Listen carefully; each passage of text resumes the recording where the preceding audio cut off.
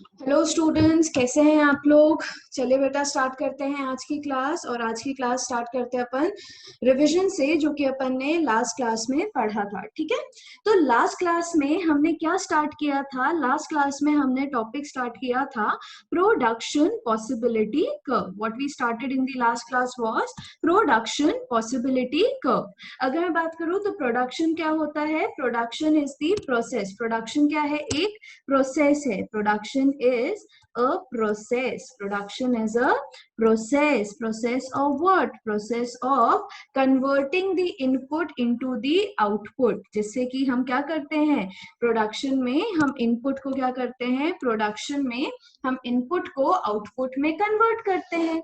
For example, जब हम यहाँ पे मैगी लाते हैं, जब हम यहाँ पे मैगी लाते हैं और मैगी को कन्वर्ट करते हैं, जब हम यहाँ पे मैगी लाते हैं और मैगी को कन्वर्ट करते हैं, तो उसी को भी क्या बोला जाता है? मैगी के कन्वर्जन को into something which is edible is also known as what? Your production. तो प्रोडक्शन बेसिकली क्या होता है? Production is basically a process of what?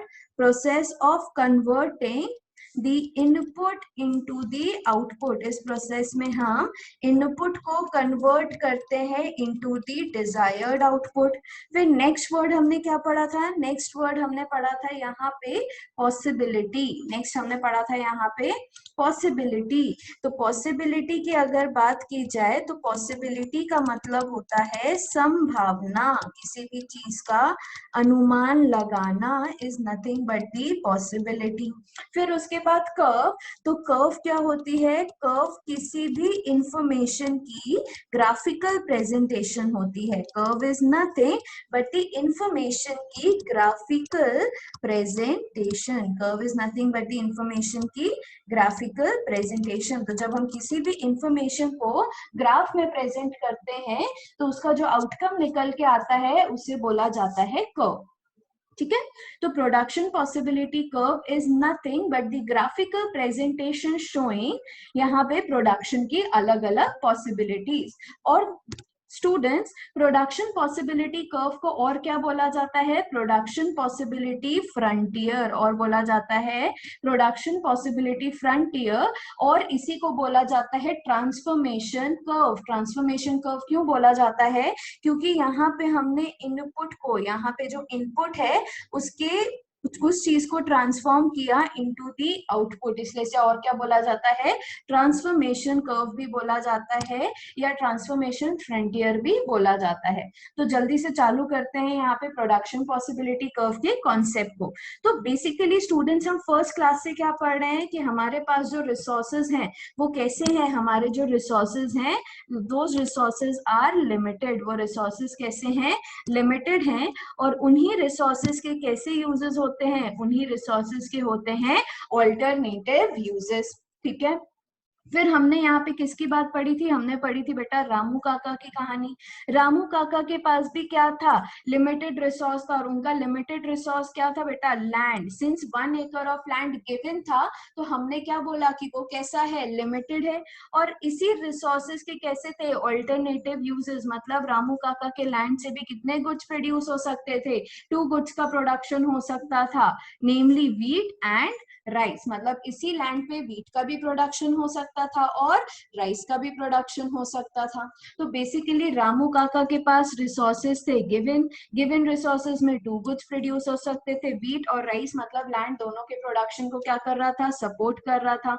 Ramu काका की खुद के पास क्या थी? एक टेक्निकल नॉलेज थी कि व्हीट और राइस को कैसे प्रोड्यूस किया जा सकता है, या जितनी उनकी नॉलेज थी उसी नॉलेज के बेसिस पे वो यहाँ पे क्या बोल पा रहे थे कि गिवन लैंड में क्या प्रोड्यूस होगा? या तो व्हीट प्रोड्यूस होगा या तो राइस प्रोड्यूस होगा। तो उसे बोला जाता है किसी भी चीज का ज्ञान, मतलब टेक्निकल नॉलेज। तो उनके पास वो क्या था? ज्ञान था। और उसी ज्ञान को यूज करके उन्होंने ये अनुमान लगाया कि इसमें क्या हो पाएगा? व्हीट और राइस प्रोड्यूस हो पाएगा। अच्छा, अगर इनका ये ज्ञान चेंज हो सकता था तो वो कुछ और भी करते, but given point of time पे उनका ज्ञान कैसा है? सीमित। मतलब उनकी टेक्नोलॉजी कैसी है? गिवन। मतलब इसमें कोई भी चेंज अभी नहीं लाया जा सकता। तो जब हम ये कॉन्सेप्ट पढ़ेंगे तो ना रिसोर्सेज में चेंज आ सकता है, ना ही उनकी सोच या उनके ज्ञान में क्या आ सकता है, चेंज आ सकता है। ठीक है। फिर रामू काका अपने रिसोर्सेज को कैसे यूटिलाइज करेंगे, फुल्ली एंड एफिशिएंटली यूटिलाइज करेंगे। और ऐसा करने पे उन्होंने बोला कि मैक्सिमम 100 केजीज ऑफ व्हीट बन सकता है या और मैक्सिमम 40 केजीज ऑफ राइस बन सकता है। मतलब अगर बनेगा, पूरे लैंड को फुल्ली यूज कर लिया तो मैक्सिमम 100 केजीज इसी लैंड पे बन पाएगा क्या, व्हीट का। और अगर व्हीट नहीं बना तो राइस बनेगा, तो मैक्सिमम कितना प्रोड्यूस हो पाएगा, 40 केजीज ही राइस को हम क्या कर पाएंगे, प्रोड्यूस कर पाएंगे। तो इससे हमें क्या समझ आया, बेसिकली इससे हमें ये समझ आया कि जो हमारे रिसोर्सेज हैं, जो हमारे रिसोर्सेज हैं, या जो बात की जाए रामू काका के रिसोर्सेज हैं, वो इक्वली एफिशिएंट नहीं थे, वो इक्वली एफिशिएंट नहीं थे। क्यों इक्वली एफिशिएंट नहीं थे? अगर ये इक्वली एफिशिएंट होते तो जहां 100 केजीज ऑफ व्हीट का प्रोडक्शन हो रहा है 1 एकड़ ऑफ लैंड में, वही 100 केजीज ऑफ राइस का भी प्रोडक्शन होना चाहिए था, बट ऐसा नहीं हुआ। केवल और केवल कितने का प्रोडक्शन हुआ, 40 केजीज ऑफ राइस का ही प्रोडक्शन पॉसिबल था। Is it clear? पक्की बात है। मतलब अगर ये हमारे पास लैंड है तो इस लैंड पे अगर फुल्ली इसको यूटिलाइज किया और यूज किया तो इसमें कितना प्रोडक्शन हो पाएगा, इसमें 100 केजीज व्हीट का प्रोडक्शन हो पाएगा।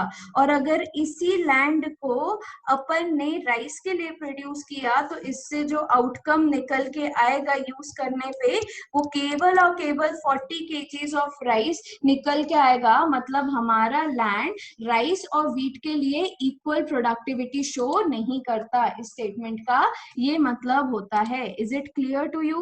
पक्की बात है। और ये सारी चीजें हमारे लिए क्या बन गई, अजम्पशन।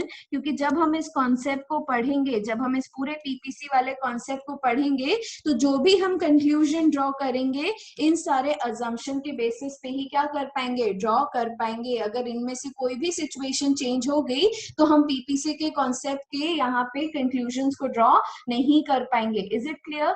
जब भी बेसिकली कोई भी थ्योरी बनती है तो वो थ्योरी बनती है कुछ अजम्पशंस पे। वो थ्योरी क्या बनती है, कुछ अजम्पशंस पे बनती है। मतलब हम एक एनवायरनमेंट क्रिएट करते हैं, उस एनवायरनमेंट की कुछ चीजों को हम स्टेबल मान के चलते हैं, तब जाके हम यहाँ पे कुछ प्लान कर पाते हैं। फॉर एग्जाम्पल, जब आप यहाँ पे अपना स्टडी टाइम टेबल बनाते हो तो आप यहाँ पे अज्यूम करके चलते हो कि ना आपके घर में कोई रिश्तेदार आएगा, ना आपके यहाँ पे किसी भी टाइप का डिस्टर्बेंस क्रिएट होगा जिससे कि आप उस शेड्यूल को फॉलो ना कर पाओ। तो शेड्यूल का जो टाइमिंग सेट होता है वो कुछ अजम्पशन पे बेस्ड होता है। अगर यहाँ पे वो अजम्पशन चेंज हो गए तो आपका पूरा टाइम टेबल ही क्या हो जाता है, चेंज हो जाता है। इसीलिए जब हम पीपीसी का कॉन्सेप्ट पढ़ेंगे तो हम कुछ चीजों को मान के चलेंगे कि ऐसा है, ठीक है, तब जाके हम पीपीसी के कंक्लूजन को क्या कर पाएंगे, ड्रॉ कर पाएंगे। ठीक है, तो चलो अब आ जाती है बारी बेटा कॉम्बिनेशंस की। तो पहले कॉम्बिनेशन की अगर बात करें तो वो तो रामू काका बता चुके थे ना कि 100 केजीज ऑफ व्हीट बनेगा। अग्रीड है ना? मैक्सिमम व्हीट कितना बन पाएगा, 100 केजीज। अच्छा, पूरा लैंड अगर व्हीट के लिए यूज कर दिया तो राइस कितना बनेगा, सिर्फ और सिर्फ 0 केजीज, मतलब कुछ भी प्रोड्यूस नहीं होगा। और यहाँ पे अगर हम बात करें तो अगर यहाँ पे 40 केजीज ऑफ राइस प्रोड्यूस कर लिया तो व्हीट का प्रोडक्शन गिर के कितना हो जाएगा, 0 हो जाएगा। मतलब ये दोनों चीजें क्या है, कॉम्बिनेशन ए और ई क्या है, मैक्सिमम एक्सट्रीम्स हैं जो शो करती है maximum production of wheat with rice, and E क्या बताता है, maximum production of rice with wheat. Is it clear? अच्छा, इसमें wheat और rice की क्वांटिटी दोनों एक्सट्रीम्स पे कैसी हो जाएगी, 0 हो जाएगी। Is it clear? चलिए फिर हम आ जाते हैं इनके बीच के कॉम्बिनेशंस में। मतलब अगर यहाँ पे ये दो एक्सट्रीम्स हैं तो इनके बीच में कई सारे कॉम्बिनेशंस बन सकते हैं कि नहीं बन सकते हैं? हो सकता है हम कुछ यूनिट राइस की बनाए व्हीट के साथ, बट इसके लिए हमें क्या करना पड़ेगा, सिंपल सी एक कॉन्सेप्ट है लाइफ का। लाइफ में एक ही फंडा चलता है, अगर जिंदगी में कुछ भी गेन करना है, अगर जिंदगी में कुछ भी गेन करना है तो उस गेन के लिए सबसे पहले तुम्हें क्या करना पड़ेगा, सैक्रिफाइस करना पड़ेगा। तो मान लो एक कॉम्बिनेशन बोला था कि 100 केजीज ऑफ व्हीट प्रोड्यूस हो सकता है, 100 केजीज ऑफ व्हीट प्रोड्यूस हो सकता है और उसमें 0 केजीज ऑफ राइस प्रोड्यूस होगा। तो अगर हमें यहाँ पे ये कॉम्बिनेशन पसंद नहीं आ रहा और हमें थोड़ा बहुत राइस भी चाहिए ये है। तो अगर हम राइस का प्रोडक्शन चालू कर देंगे तो हमें व्हीट का प्रोडक्शन क्या करना पड़ेगा, कम करना पड़ेगा। और ऐसा क्यों करना पड़ेगा, क्योंकि हमारे पास रिसोर्सेस क्या है, गिवन है। 1 एकड़ ऑफ लैंड हमारे लिए गिवन है और इसकी क्वांटिटी को हम चेंज नहीं कर सकते। और अगर हम 100 ही व्हीट बनाते रहेंगे तो राइस का प्रोडक्शन 0 होगा। और अगर 10 केजीज ऑफ राइस बनाना है तो बट ऑब्वियसली बात है, व्हीट के प्रोडक्शन को हमें क्या करना पड़ेगा, व्हीट के प्रोडक्शन को हमें करना पड़ेगा कम। तो यहाँ पे बात आई, तो यहाँ पे रामू काका से पूछा कि रामू काका आपको कितना सैक्रिफाइस करना पड़ेगा। तो रामू काका ने बोला 10 केजीज ऑफ व्हीट के प्रोडक्शन को मुझे करना पड़ेगा सैक्रिफाइस, तब जाके मैं यहाँ पे 10 केजीज ऑफ राइस को क्या कर पाऊंगा, प्रोड्यूस। तो पहले बन रहा था 100, अब 10 केजी सैक्रिफाइस कर दिया तो अब कितना बनेगा, 90 केजीज ऑफ व्हीट प्रोड्यूस हो पाएगा। यहाँ पे तभी प्रोड्यूस हो पाएगा क्योंकि 10 केजीज ऑफ राइस क्या हो रहा है, प्रोड्यूस हो रहा है। मतलब कुछ ना कुछ तो क्या करना पड़ेगा, सैक्रिफाइस। अब अगर ये अजम्पशन मान के नहीं चलते कि रिसोर्सेज लिमिटेड हैं या रिसोर्सेज गिवन है, मतलब इससे ज्यादा चेंज नहीं हो सकते, ना कम हो सकते हैं ना ज्यादा हो सकते हैं, तब ये सिचुएशन आई।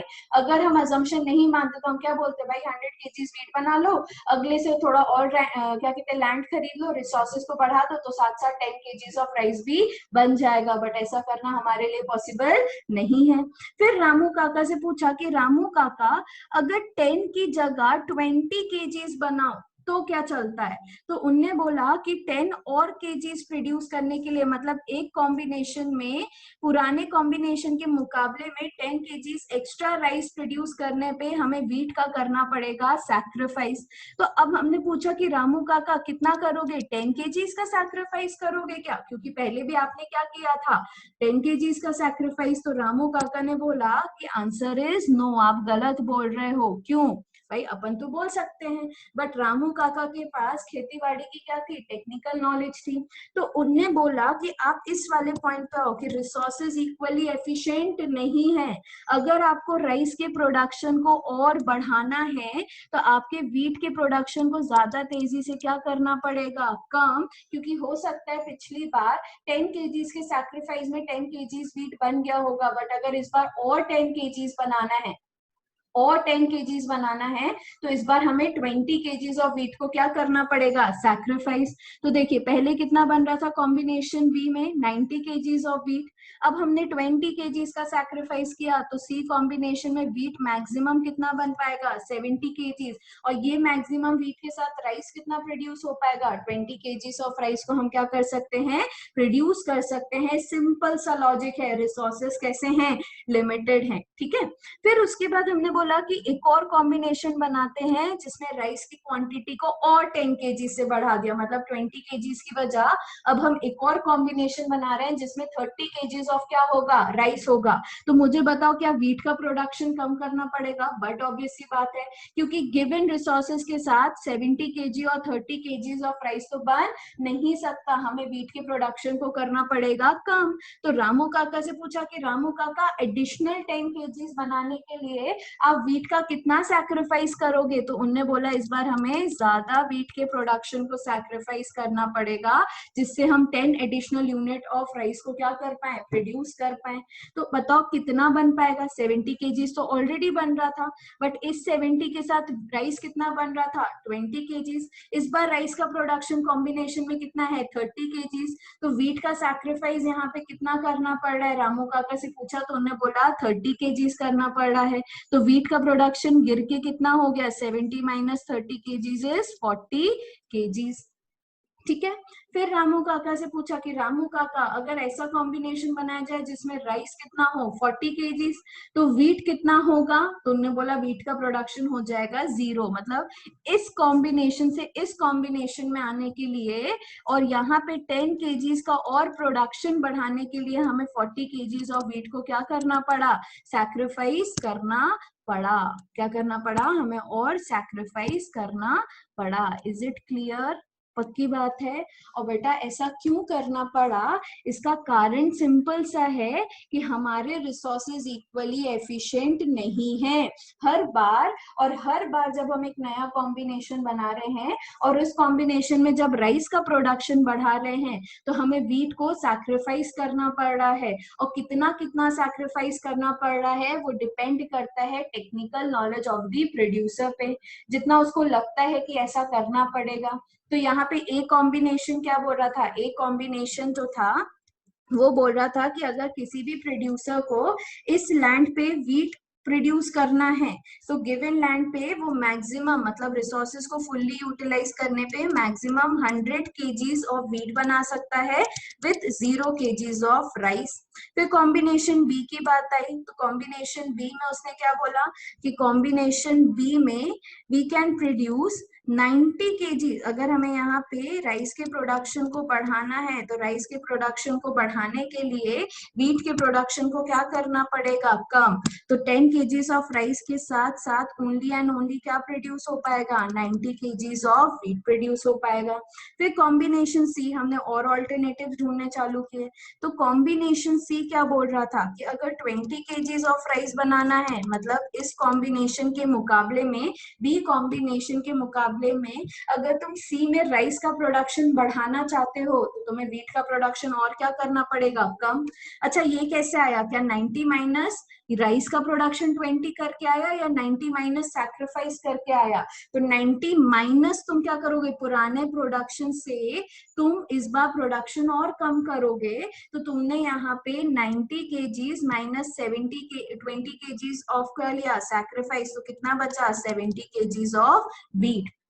नोट करें स्टूडेंट्स, अपन यहाँ पे व्हीट के प्रोडक्शन से सैक्रिफाइस माइनस कर रहे हैं, ना कि राइस के प्रोडक्शन को माइनस कर रहे हैं। वो अलग बात है कि दोनों के फिगर्स इस एग्जांपल में सेम चल रहे हैं, बट बेसिकली अगर हम यहाँ पे गेन कर रहे हैं तो यहाँ पे जो हमारा सैक्रिफाइस है वो हमारी टेक्निकल नॉलेज के बेसिस पे हम क्या कर रहे हैं, डिराइव कर रहे हैं। इसका राइस के प्रोडक्शन से कोई भी लेना देना नहीं है। मतलब आप ये नहीं सोच सकते कि 100 माइनस 10 कर दो तो 90 आ जाएगा, 90 माइनस 20 कर दो तो 70 आ जाएगा, नक्को।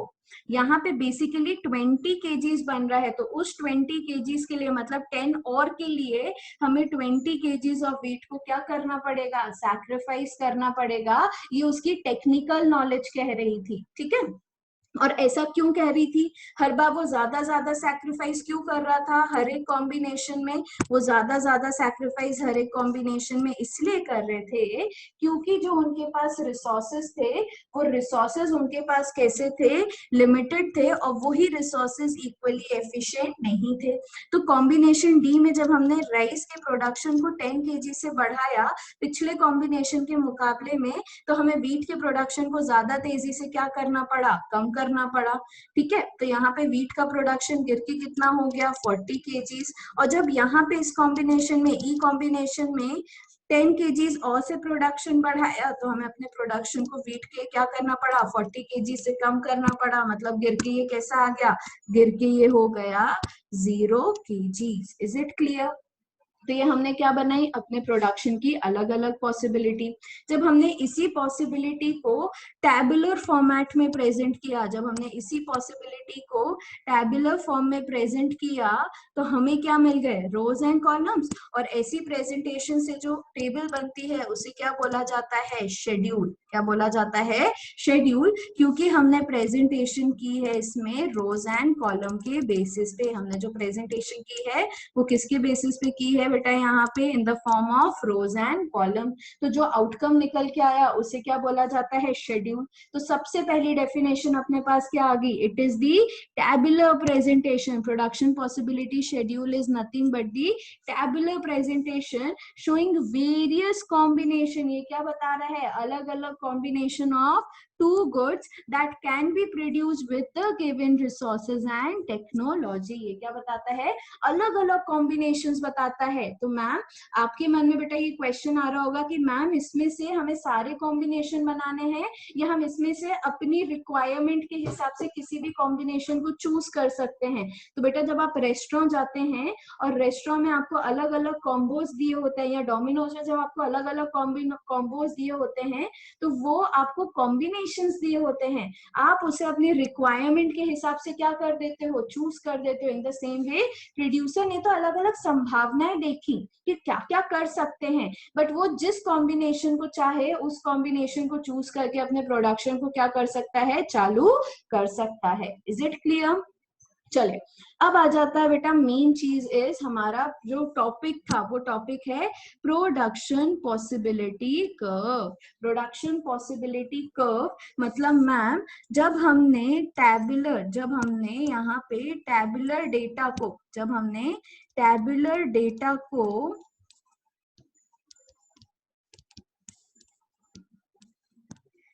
ग्राफिकल प्रेजेंटेशन दी, तो उससे जो आउटकम निकल के आया उसे क्या बोला गया, प्रोडक्शन पॉसिबिलिटी कर्व बोला गया। तो चलो, जहां पे डेफिनेशन अपनी थी किसकी, प्रोडक्शन पॉसिबिलिटी शेड्यूल की, it is the tabular presentation showing various combination of two goods and services. तो कर्व क्या बन जाएगा, कर्व बन जाएगा ग्राफिकल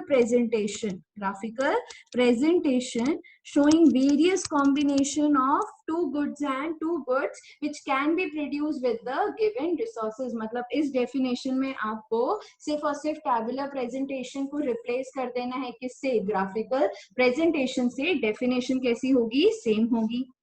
चलिए, और ग्राफिकल प्रेजेंटेशन में बेटा अपन क्या करते हैं, ग्राफिकल प्रेजेंटेशन में सबसे पहले अपन एक्स एक्सिस बनाते हैं और वाई एक्सिस बनाते हैं। जो हॉरिजॉन्टल एक्सिस होता है उसे बोला जाता है एक्स एक्सिस, और जो वर्टिकल एक्सिस होता है उसे क्या बोला जाता है, वाई एक्सिस। जहां से ये दोनों एक्सिस चालू होते हैं उसे क्या बोला जाता है, ओरिजिन।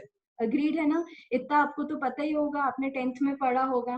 तो यहाँ पे अपना जो हॉरिजॉन्टल एक्सिस है उसे बोला जाता है एक्स एक्सिस, जो वर्टिकल लाइन है उसे बोला जाता है वाई एक्सिस।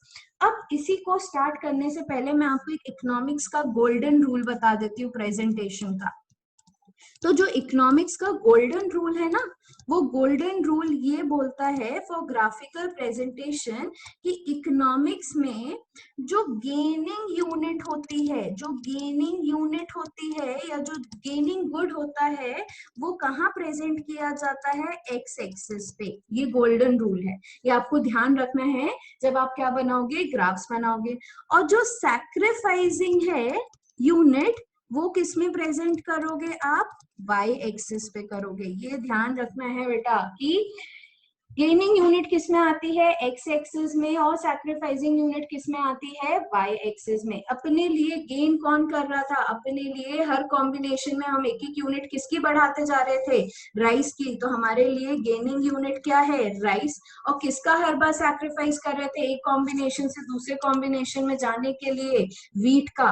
तो हमारा जो ग्राफ है उसका जो एक्स एक्सिस है, उसका जो हॉरिजॉन्टल एक्सिस है, इस हॉरिजॉन्टल एक्सिस पे क्या आ जाएगा, यहाँ पे आ जाएगा यूनिट्स,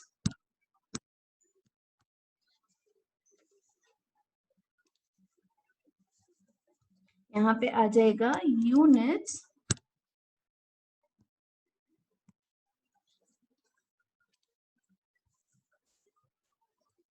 यूनिट्स ऑफ राइस, ठीक है।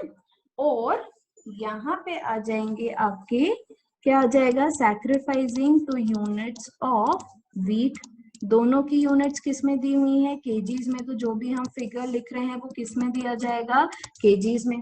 तो चलिए जल्दी से प्लॉटिंग कर लेते हैं, और प्लॉटिंग के लिए मैं यूज कर लेती हूँ अपना रूल। चलिए, तो जल्दी से अपन स्टार्ट कर देते हैं प्लॉटिंग। बेसिकली राइस का प्रोडक्शन किसके डिफरेंस में दिया है, 10-10 के डिफरेंसेस में दिया है। तो यहाँ पे देखिए मैंने ओरिजिन पे रख दिया है मार्क। अब यहाँ पे मैंने इक्वल मार्किंग कर दी, और इक्वल मार्किंग से मैंने यहाँ पे मार्क कर दिया। तो मैंने यहाँ पे जो इक्वल मार्किंग की है इक्वल डिस्टेंस पे, इस पे लिख दिया 10 kgs।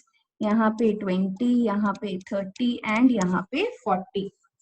ठीक है, फिर मैंने इसी रूरल को सेट किया और यहाँ ओरिजिन पे रख दिया, और ओरिजिन से मैंने इस पे मार्किंग क्या कर दी, चालू कर दी। तो यहाँ पे मार्किंग मेरी कैसी हुई, ये है ओरिजिन, तो यहाँ पे वैल्यू कैसी होगी, 0। अच्छा, वीट का प्रोडक्शन कहाँ तक जा रहा है, 100 तक। तो अगर हम 10-10 का इंटरवल लेंगे तो ये बहुत ही लंबी लाइन चली जाएगी। तो हमने यहाँ पे इंटरवल किसके ले लिए बेटा, 20-20 के। तो यहाँ पे अपन ने कर दिया, ये लिख दिया एक मार्किंग, फिर दूसरी मार्किंग,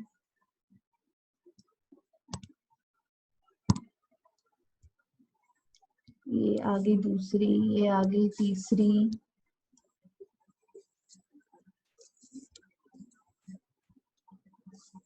फिर आगे चौथी मार्किंग,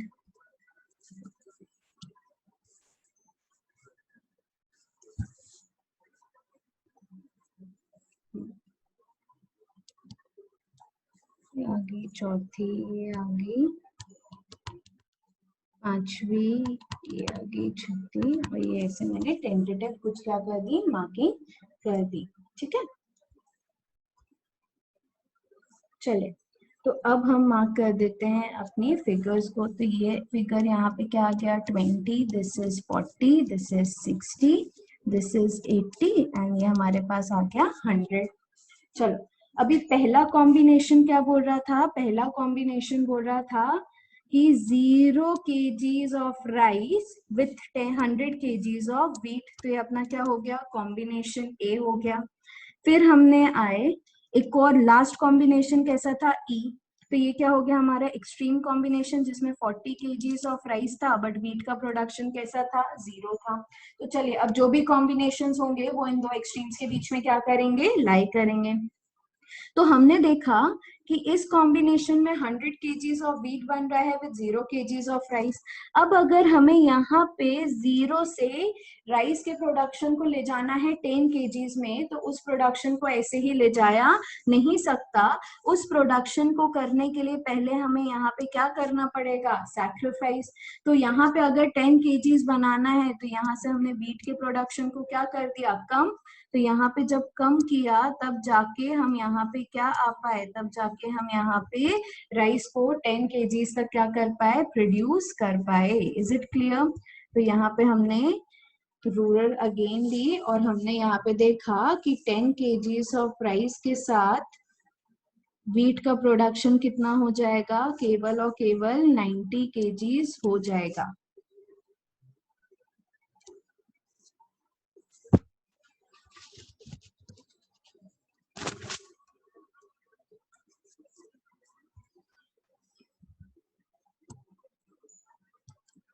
चलिए, फिर उसके बाद हम दूसरे कॉम्बिनेशन पे गए और दूसरे कॉम्बिनेशन पे हमने देखा कि ये कॉम्बिनेशन क्या बन गया, बी। बी और इसमें क्या था, 90 kgs of wheat with 10 kgs of rice.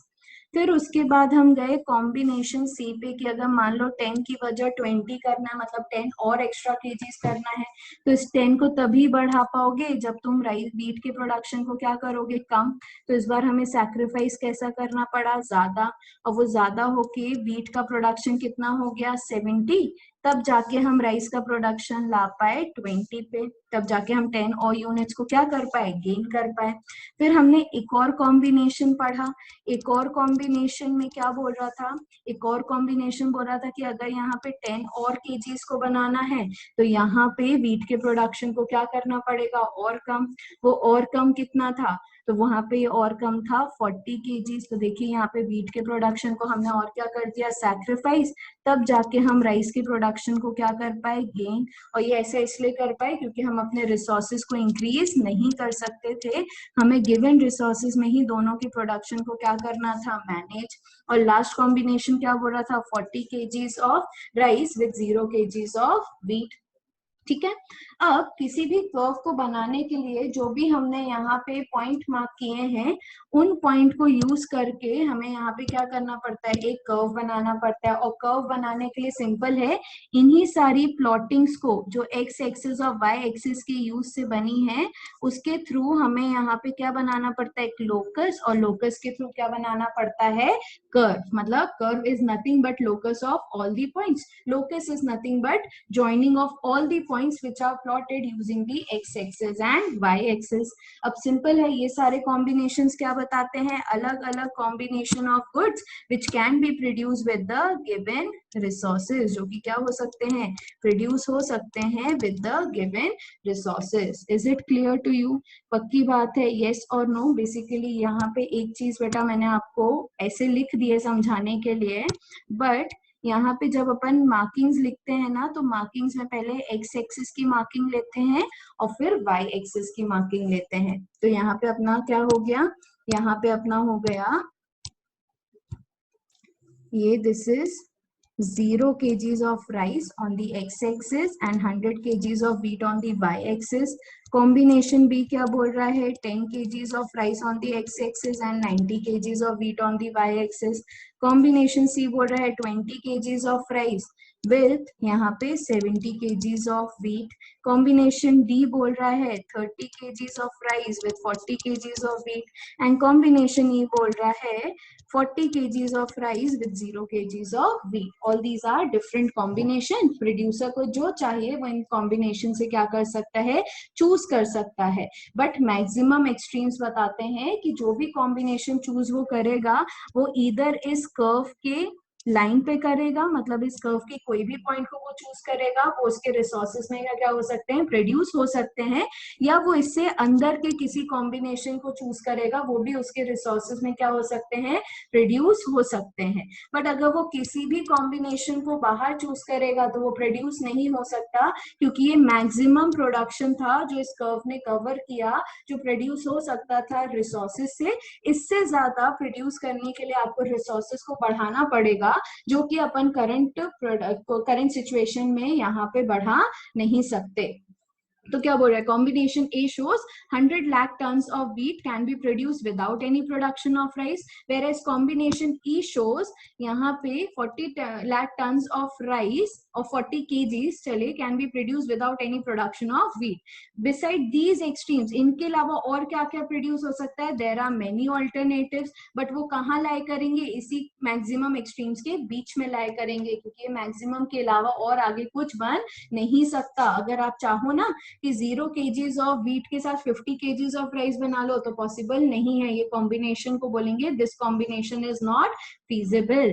फिर combination B shows 90 lakh tons of wheat and 100 lakh tons of rice। Combination C shows 70 lakh tons of wheat and 20 lakh tons of rice, and combination D shows 40 lakh tons of wheat and 30 lakh tons of rice। ठीक है, पक्की बात है। तो ये क्या बताता है, PPC is the graphical presentation showing various combination of two goods and services which the producer can produce with the given resources and technology। जो उसके पास अभी टेक्नोलॉजी, मतलब जो अभी उसके पास ज्ञान है और जो अभी रिसोर्सेज हैं, उसमें से वो ये सारी चीजें प्रोड्यूस कर सकता है। अब बात आ जाती है कि जब भी आपको क्वेश्चन आएगा कि what do you mean bye PPC, तो पीपीसी का जब आप लिखोगे, भले ही वो क्वेश्चन 2 मार्क्स का है, 4 मार्क्स का है, जितने भी मार्क्स का है, तो बेटा आपके लिए सबसे पहले मैंडेटरी है ये डेफिनेशन लिखना। और ये डेफिनेशन को आप खुद बनाओगे, क्योंकि मैंने आपको शेड्यूल की डेफिनेशन दे दी है। अच्छा, प्रोडक्शन पॉसिबिलिटी कर्व के और 2 नाम क्या है, आप मुझे बताओ। Production possibility frontier and transformation curve, इसको ये भी बोला जाता है। तो जब भी क्वेश्चन आएगा what do you mean by production possibility curve, तो जैसे मैंने चालू किया ना कि production possibility curve is also known as production possibility frontier and transformation curve. फिर मैंने आपको दिया है we know resources are limited and resources have alternative uses, तो यहाँ पे ये भी लिखना है। फिर सेकंड में आपको क्या लिखना है, थर्ड में सॉरी, प्रोडक्शन पॉसिबिलिटी कर्व की डेफिनेशन, और उसी डेफिनेशन के बाद आपको क्या लिखने हैं, अजम्पशन। और अगर कर्व पूछा है तो आपको बनाना है बेटा यहाँ पे ग्राफ। अग्रीड है ना। और ग्राफ आप किसकी मदद से बनाओगे, आप ये शेड्यूल की मदद से बनाओगे। ये शेड्यूल की भी ट्रिक मैं आपको समझा दूंगी, इसकी भी ट्रिक है। और बेसिकली सबसे पहले मैं आपसे क्वेश्चन आंसर पूछूंगी, तब जाके मैं आपको ट्रिक बताऊंगी, क्योंकि पहले आपको ये समझना क्लियर है कि ये कैसे बना है। मतलब ऐसा तो नहीं है कि व्हीट के प्रोडक्शन से राइस का प्रोडक्शन माइनस कर रहे हैं, क्या कर रहे हैं। पहले आपको ये मैं आपसे क्वेश्चन पूछूंगी, आपको समझा है या नहीं, फिर उसके बाद मैं आपके साथ ट्रिक शेयर करूंगी कि इसको बनाने की ट्रिक क्या है, क्योंकि शेड्यूल और कर्व आपको खुद से यहाँ पे क्या करने पड़ेंगे, बनाने पड़ेंगे। Is it clear to you? पक्की बात है। तो चलिए रेडी हो जाइए स्टूडेंट्स क्वेश्चंस के लिए।